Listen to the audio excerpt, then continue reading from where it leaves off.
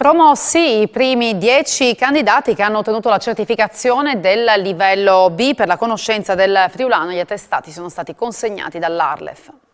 L'Arlef ha consegnato i primi attestati di certificazione della conoscenza della lingua friulana. La cerimonia è stata ospitata nella sede dell'Agenzia regionale per la lingua friulana e ha visto la partecipazione del suo presidente Eros Cisilino, del direttore dell'agenzia William Cisilino e di Massimo Duca, presidente della commissione d'esame. Momento assolutamente importante in cui abbiamo condiviso anche con gli allievi quella che è una pratica che dovrà essere utilizzata sempre di più e che vede appunto la lingua friulana al pari di tutte le altre lingue più blasonate. I 10 candidati che hanno superato la prova, svoltasi lo scorso 27 novembre all'Università degli Studi di Udine, hanno affrontato 4 test: la comprensione orale, fatta dall'ascolto di un audio, a cui è seguito un test a risposta multipla, la comprensione scritta, composta da 3 diversi esercizi in cui i candidati hanno dovuto completare frasi con la parola corretta o fare dei collegamenti, e la produzione scritta di un tema di 500 parole su un argomento estratto a sorte. In conclusione, hanno sostenuto un breve colloquio orale con i certificatori. Il buon esito dei test ha consentito loro di ricevere la certificazione per il livello B, ovvero intermedio. Abbiamo questa certificazione che abbiamo messo a punto grazie all'Università del Friuli, all'Università di Udine,